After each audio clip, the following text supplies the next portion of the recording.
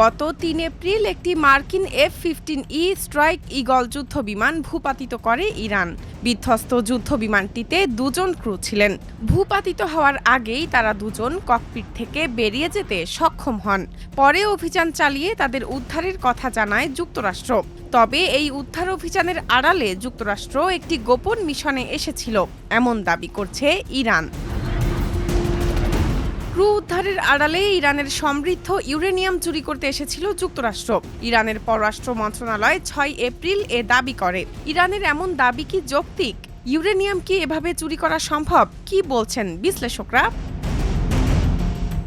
ইরানের এমন দাবির আগের দিন মার্কিন প্রেসিডেন্ট ডোনাল্ড ট্রাম্প ইরানে ভূপাতিত যুদ্ধবিমানের দ্বিতীয় ক্রুকে উদ্ধার করে নিয়ে যাওয়ার ঘোষণা দেন। মার্কিন বিশেষ বাহিনীর ওই অভিযানকে তিনি দুর্ধর্ষ তল্লাশি ও উদ্ধার অভিযান বলে বর্ণনা করেন। ইরানের পররাষ্ট্র মন্ত্রণালয়ের মুখপাত্র ইসমাইল বাঘাই ৬ এপ্রিল বলেন, যুক্তরাষ্ট্রের ওই অভিযান নিয়ে অনেক প্রশ্ন এবং অস্পষ্টতা রয়ে গেছে। তিনি বলেন, যে এলাকায় মার্কিন পাইলটকে খুঁজে পাওয়ার দাবি করা হয়েছে, মার্কিন বিশেষ বাহিনীকে তার থেকে অনেক দূরে নামানোর চেষ্টা করা হয়েছিল। এ কারণে যুক্তরাষ্ট্রের ওই অভিযান নিয়ে তিনি সংশয় প্রকাশ করে বলেন, এটি সমৃদ্ধ ইউরেনিয়াম চুরি করার জন্য একটি প্রতারণামূলক অভিযান হতে পারে। এই সম্ভাবনাকে মোটেই উপেক্ষা করা উচিত হবে না। ধারণা করা হয় ইরানের সমৃদ্ধ ইউরেনিয়ামের প্রায় অর্ধেক সংরক্ষিত ইস্পাহানে। স্থানটি উপকূল থেকে ৪৮০ কিলোমিটারেরও বেশি ভেতরে অবস্থিত। নিকটতম মার্কিন নৌবাহিনীর জাহাজ থেকে এলাকাটি শত শত কিলোমিটার দূরে। যে কারণে সেখানে অভিযান চালানো বেশ কষ্টসাধ্য ব্যাপার। কারণ সেখানে পৌঁছানোর পর যুক্তরাষ্ট্র কিংবা ইসরায়েলের স্থল বাহিনীকে প্রথমে চারপাশে একটি বড় নিরাপত্তা বলয় নিশ্চিত করতে হবে। এরপর মাটির গভীরের স্থাপনা থেকে পারমাণবিক উপাদান উত্তোলনের কাজ শেষ না হওয়া পর্যন্ত সেই এলাকা নিজেদের নিয়ন্ত্রণে ধরে রাখতে হবে। এলাকাটি ঘিরে ফেলতে উন্নত ইউনিট পাঠাতে হবে।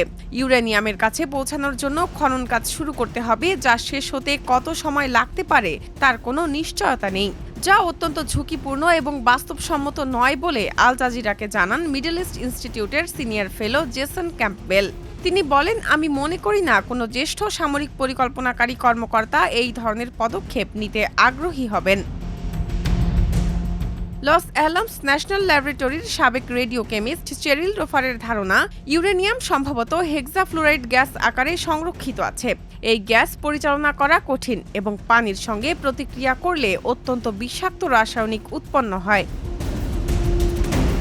বুলেটিন অব অ্যাটমিক সায়েন্টিস্টের নিউক্লিয়ার বিষয়ক সম্পাদক ফ্রাঁসোয়া ডিয়াজ মরা চলতি মাসের শুরুতে একটি নিবন্ধে ব্যাখ্যা করেছেন, ইউরেনিয়াম হেক্সাফ্লুরাইডকে ছোট পৃথক ক্যানিস্টারে সংরক্ষণ করতে হয়, যাতে নিউট্রন নিয়ন্ত্রণ না হারায় এবং তীব্র বিকিরণ সৃষ্টির ঝুঁকি না থাকে।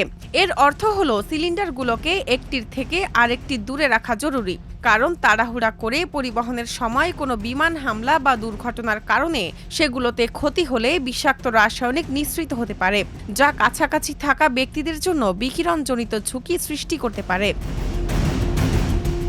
অপরদিকে যুক্তরাষ্ট্রের জার্মান মার্শাল ফান্ডের ফেলো ইয়ান লেজারের মতে, এটি অনেক বেশি জটিল একটি বিষয়।